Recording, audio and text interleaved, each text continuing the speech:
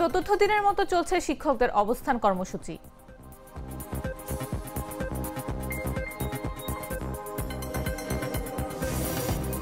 চাকসুর vote গ্রহণ শুরু।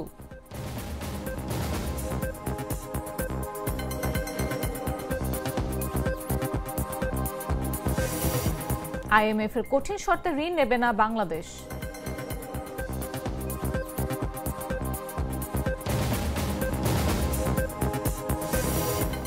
যিনি যুদ্ধ উস্কে দেন তিনি শান্তির মানুষ হতে পারে না, ট্রাম্পকে নিয়ে ইরানের পররাষ্ট্রমন্ত্রী।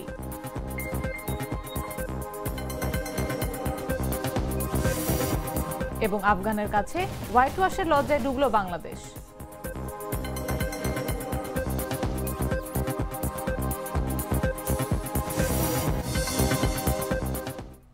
বেলা 11টা নিউজে সবাইকে আমন্ত্রণ। সাথে আছে আমি নাফিস আব্দুল্লাহ। মশলা বদলে ফেলেছি, এবার আপনিও বদলে ফেলুন। একবার প্রাণ গুঁড়া মশলা ব্যবহার করেই দেখুন। বেসরকারি শিক্ষা প্রতিষ্ঠানের এমপিওভুক্ত শিক্ষক কর্মচারীরা 3 দফা দাবিতে টানা চতুর্থ দিনের মতো অবস্থান কর্মসূচি চালিয়ে যাচ্ছেন। বুধবার কেন্দ্রীয় শহীদ মিনারে অবস্থান কর্মসূচি চালিয়ে যাওয়ার পাশাপাশি তারা লাগাতার কর্মবিরতির ঘোষণাও দিয়েছেন। জানা গেছে, মূল বেতনের ওপর 20% হারে বাড়ি ভাড়া, চিকিৎসা ভাতা 1,500 টাকা এবং কর্মচারীদের উৎসব ভাতা 75% উন্নীত করার 3 দফা দাবিতে টানা অবস্থান ও কর্মবিরতি পালন করছেন তারা। দাবি পূরণ করে প্রজ্ঞাপন জারি না হওয়ার মঙ্গলবার মার্চ টু সচিবালয় কর্মসূচি বাস্তবায়নের উদ্যোগ নেন শিক্ষক কর্মচারী। তবে হাইকোর্টে মোড়ে পুলিশের ব্যারিকেডে আটকা পড়েন তারা। পরে সেখান থেকে শিক্ষক নেতারা নতুন আলটিমেটাম দিয়ে বলেন, বুধবার বেলা 11টার মধ্যে দাবি না মানলে তারা শাহবাগে অবস্থান নেবেন। এরপরও প্রজ্ঞাপন না এলে আমরণ অনশনে বসবেন শিক্ষক কর্মচারী।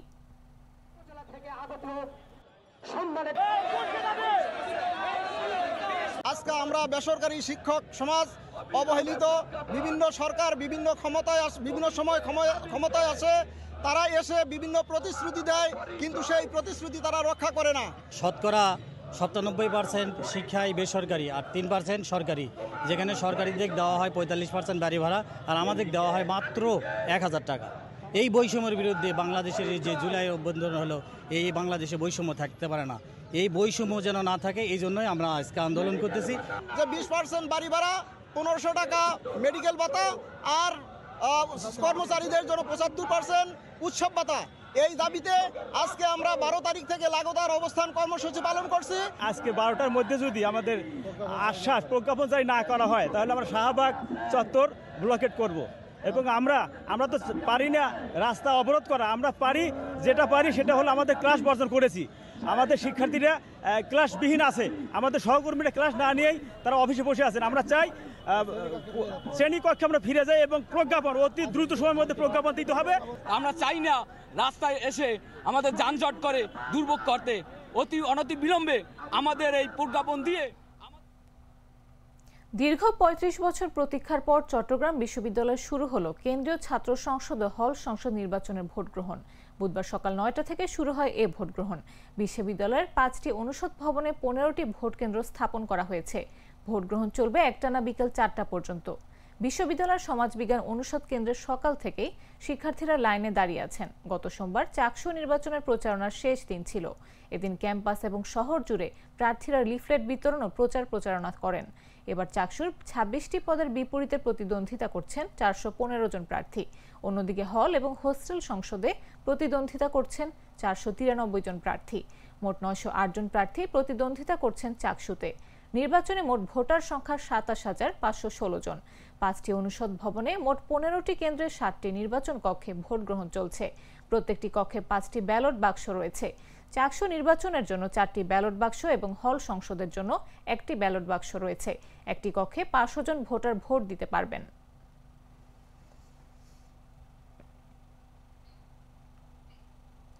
অন্তর্বর্তী সরকারের অর্থ উপদেষ্টা সালেউদ্দিন আহমেদ বলেছেন, প্রতিশ্রুত ঋণ দেওয়ার ক্ষেত্রে আইএমএফ এর যদি নতুন বা কঠোর কোনো শর্ত আরোপ করে, তাহলে সরকার দ্বিতীয়বার ভাববে ঋণ নেবে কিনা। বরং আমরা বিকল্প উৎস নিয়ে চিন্তা করব, কারণ আমাদের অর্থনীতি আগের থেকে অনেক স্থিতিশীল। মঙ্গলবার আন্তর্জাতিক মুদ্রা তহবিলের বার্ষিক সভায় দ্বিতীয় দিনে সাংবাদিকদের সাথে আলাপকালে তিনি একথা বলেন। অর্থ উপদেষ্টা বলেন, আইএমএফ এর নতুন কোনো শর্ত আরোপ বা কঠোর হিসাব নির্ধারণ করা হলে সরকার তা পুনর্বিবেচনা করবে। তিনি জানান, বাজেট সহায়তা নেওয়া হবে কিনা তা এখনো চূড়ান্ত নয়, তবে IMF-এর শর্তসমূহ যদি দেশের জন্য অনুকূল না হয় তাহলে সরকার বিকল্প উৎস থেকে সহায়তা নেয়ার দিকেই নজর দেবে। আমরা এখন চেষ্টা করছি বিকল্প বাজেট সহায়তার ব্যবস্থা করতে। ADB, AIIB-র মতো সংস্থাগুলোর সহযোগিতা নেওয়ার সুযোগ আছে। রোজকার সাধারণ খাবার এখন হবে অসাধারণ। প্রাণ স্বাদের মশলা, স্বাদ বাড়ায়, ঘ্রাণ ছড়ায়। রাজশাহীতে চাল, তেল, সবজি আর মাছের দাম বাড়লেও কমেছে সবজির দাম। বাজার দর জানাতে এই মুহূর্তে রাজশাহীতে আছেন সহকর্মী সাখাওয়াত সাদি। সরাসরি যাচ্ছি তার কাছে। রাজশাহীর বাজারগুলোতে বেড়েছে সব ধরনের পণ্যের দাম, বিশেষ করে চাল, তেল ও সবজির দাম বেড়েছে। তবে গত সপ্তাহে যে মরিচের দাম 250 থেকে 300 টাকা উঠে গেছিল, সেটি কিন্তু এখন 120 থেকে 150 টাকা কেজি দরে বিক্রি হচ্ছে। আমি এখন আছি রাজশাহীর সাহেব বাজার আর মাস্টারপাড়া কাঁচা বাজারে। এটি কিন্তু রাজশাহীর দ্বিতীয় বৃহত্তম পাইকারি বাজার। এখান থেকেই মূলত ছোট ছোট যে বাজারগুলো আছে শহর কেন্দ্রিক, সেখানে কিন্তু পণ্যকে বেচা কেনা করে তারপর অন্য জায়গায় নিয়ে যেয়ে তারা কিন্তু বেচা কেনা করে। আজকে যদি বাজার দর আমরা রাজশাহীর যদি একটু দেখতে চাই, রাজশাহীর সব ধরনের পণ্যের দাম কিন্তু বেড়ে গেছে। বিশেষ করে শীতকালীন সবজি এর দাম বেড়েছে হু হু করে। 1 কেজি বেগুন এখন বিক্রি হচ্ছে 90 থেকে 100 টাকা, করলা 80 থেকে 90 টাকা, টমেটো 120 টাকা, মাঝারি সাইজের লাউ 50 টাকা থেকে 60 টাকা বিক্রি হচ্ছে। এদিকে মাছের দাম যদি বলা যায়, প্রতি কেজি মাছ বিক্রি হচ্ছে রুই মাছ 380 থেকে 420 টাকা, পাঙাশ 250 থেকে 250 টাকা। এছাড়াও দেশি শিং 650 থেকে 700, তেলাপিয়া 300 টাকা, আর দেশি পাবদা মাছ 450 থেকে 500 টাকা।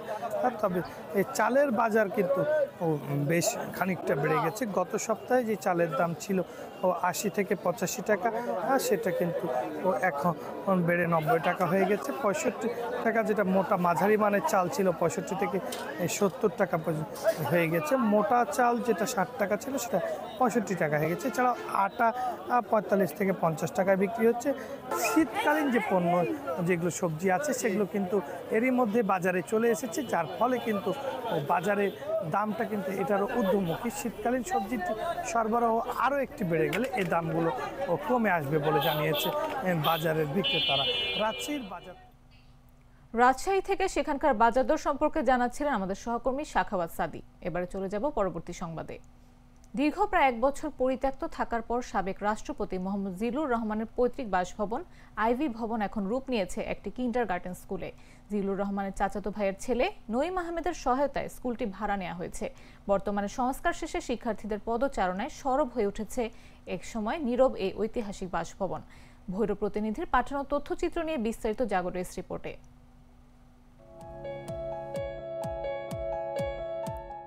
সাবেক রাষ্ট্রপতি জিল্লুর রহমানের বাড়িটি এখন কিন্ডারগার্টেন স্কুল। 2024 সালের 5 আগস্ট সরকার পতনের পর বাসভবনটিতে ভাঙচুর, লুটপাট ও অগ্নিসংযোগ করেন আন্দোলনকারীরা। তবে সেদিন বাড়িটিতে কেউ ছিল না।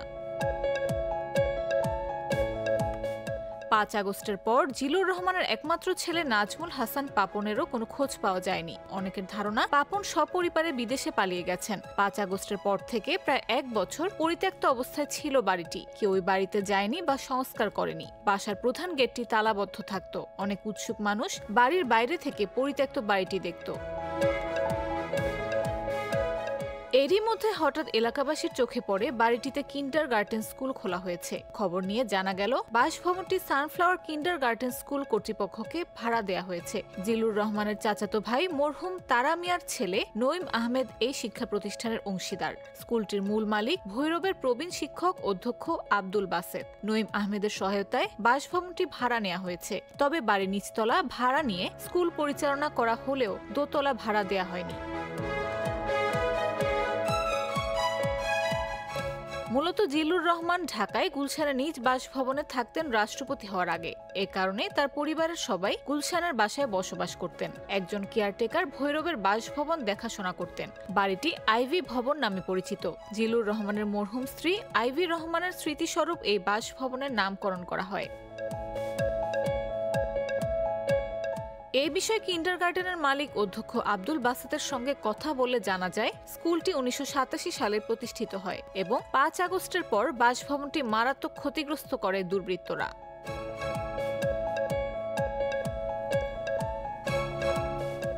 স্কুলের পার্টনার নঈম আহমেদের সঙ্গে যোগাযোগ করা হলেও তাকে পাওয়া যায়নি। এমনকি জিল্লুর রহমানের পরিবারের কাউকে পাওয়া যায়নি। তার 2 মেয়ে কোথায় আছেন সেটাও জানা নেই কারো।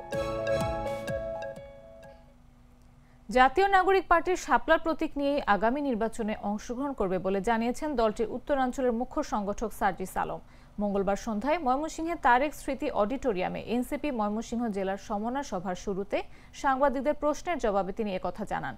সার্জিস আলম বলেন, শাপলা পাবো না আমরা এটা বিশ্বাস করি না। যেহেতু আইনগত কোনো বাধা নেই, নির্বাচন কমিশন অবশ্যই এনসিপিকে শাপলা প্রতীক দেবে। যে নির্বাচন কমিশন অন্যায়ভাবে একজনকে একটা মার্কা থেকে বঞ্চিত করতে পারে, ওই নির্বাচন কমিশন এই বাংলাদেশে কখনোই স্বাধীন, সুষ্ঠু, নিরপেক্ষ নির্বাচন দিতে পারে না। ওই নির্বাচনের অধীনে এই বাংলাদেশে কোনো নির্বাচন হতে পারে না, ওই নির্বাচন কমিশনের অধীনে। আমরা মনে করি যে দ্বিকক্ষ বিশিষ্ট সংসদ যদি এবার গঠিত হয়, সেখানে উচ্চকক্ষে পিআর পদ্ধতির শুরু করে সামগ্রিকভাবে সেটার কার্যকারিতা, সেটা কতটুকু ভালো ফলাফল এনে দিচ্ছে, বাংলাদেশের সাথে কতটুকু সামঞ্জস্যপূর্ণ, এই বিষয়গুলোর এটা একটা ফিল্ড অ্যানালাইসিস হতে পারে। সেখানে যদি ভালো করে তাহলে উচ্চকক্ষে পিআরও 1 বা একাধিকবার হতে পারে। পরবর্তীতে নিম্নকক্ষের কথা সময়ের বিবেচনায়, যৌক্তিকতার বিবেচনায় আলোচনা করা যেতে পারে। আবার এমনও হতে পারে যে উচ্চকক্ষে পিআর ফেল করলে তখন সেটাও বাতিল হতে পারে। তো এবারের ক্ষেত্রে আমাদের অবস্থান একদম স্পষ্ট, আমরা উচ্চকক্ষে পিআরের পক্ষে, নিম্নকক্ষে পিআরের বিপক্ষে। Treat chocolate, treat moment, sweet moment. জানাবো আন্তর্জাতিক সংবাদ।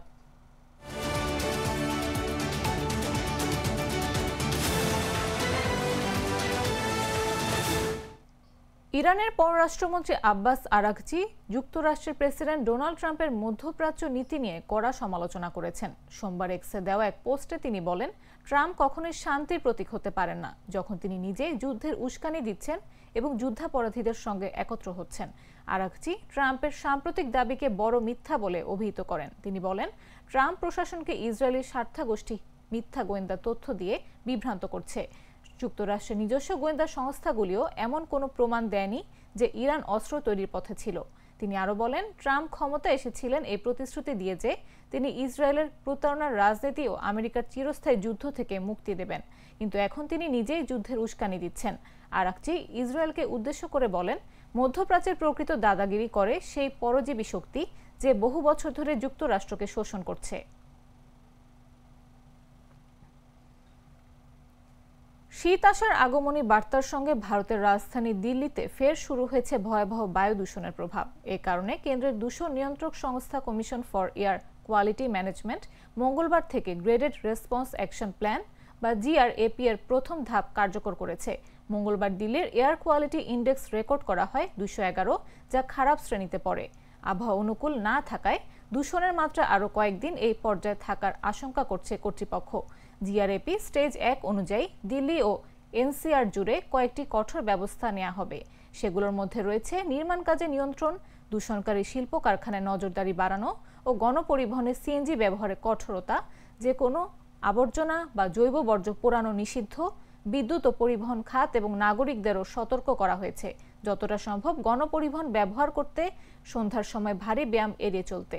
বিশেষজ্ঞদের মত পরিবেশবিদরা এই পদক্ষেপকে স্বাগত জানালেও সতর্ক করে বলেছেন এটি কেবল অস্থায়ী সমাধান। সেন্টার ফর সায়েন্স অ্যান্ড এনভায়রনমেন্টের নির্বাহী পরিচালক অনুমিতা রায়চৌধুরী বলেন, জিআরএপি সামরিক সমাধান মাত্র। কৃষিজ বর্জ্য পোড়ানো ও আন্তঃরাজ্য সমন্বয়ের সমস্যার সমাধান না হলে দিল্লির ধোঁয়াশা আবারও ফিরে আসবে।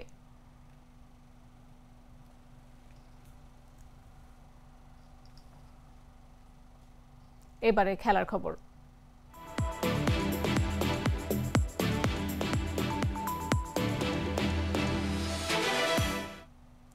একা সাইফ হাসানের রানটা বাদ দিয়ে বাকি সংখ্যাগুলোকে পাশাপাশি বসালে সুন্দর একটি ফোন নাম্বার হয়ে যাবে। সাইফ হাসান ছাড়া কোনো ব্যাটারি আফগান বোলিংয়ের সামনে দাঁড়াতে পারেননি। ড্রেসিং রুম আর উইকেটের মাঝে যেন আসা যাওয়ার দারুণ একটি মিছিল তৈরি করেছিলেন বাংলাদেশ দলের ক্রিকেটাররা। শেষ পর্যন্ত এই মিছিলই বাংলাদেশকে বিশাল এক লজ্জায় ডোবালো। আফগানিস্তানের করা 293 রানের জবাবে বাংলাদেশ 27.1 ওভারে অল আউট হলো মাত্র 93 রানে। 200 রানের বিশাল ব্যবধানে বাংলাদেশকে হারালো আফগানিস্তান। সেই সঙ্গে ওয়ানডে ক্রিকেটে বাংলাদেশকে ৩-০ ব্যবধানে হোয়াইট ওয়াশ করল আফগানিস্তান। আবুধাবিতে অনুষ্ঠিত তৃতীয় ও শেষ ওয়ানডেতে বাংলাদেশকে ২০০ রানে উড়িয়ে দিয়ে ৩-০ ব্যবধানে সিরিজ জিতে নিল আফগানিস্তান। আগে ব্যাট করে আফগানিস্তান তোলে ২৯৩ রান, জবাবে বাংলাদেশ গুটিয়ে যায় মাত্র ৯৩ রানে।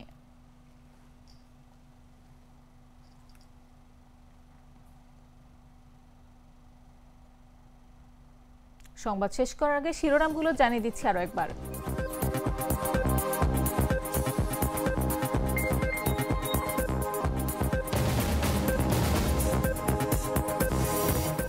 চতুর্থ দিনের মতো চলছে শিক্ষকদের অবস্থান কর্মসূচি।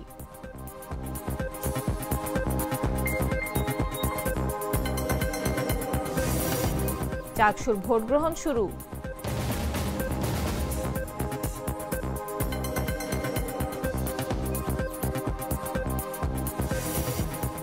IMF এর কঠিন শর্তে ঋণ নেবে না বাংলাদেশ।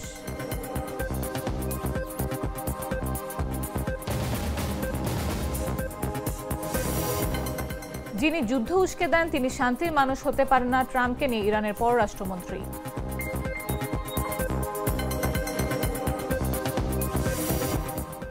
এবং আফগানদের কাছে হোয়াইট ওয়াশের লজ্জায় ডুবল বাংলাদেশ।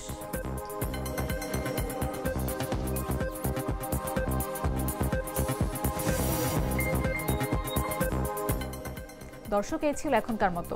প্রতি মুহূর্তে সর্বশেষ খবর পেতে ভিজিট করুন jagonews24.com, ফলো করুন আমাদের ভেরিফাইড ফেসবুক পেজ এবং সাবস্ক্রাইব করুন জাগো নিউজের ইউটিউব চ্যানেল। এতক্ষণ সাথে থাকার জন্য ধন্যবাদ সবাইকে।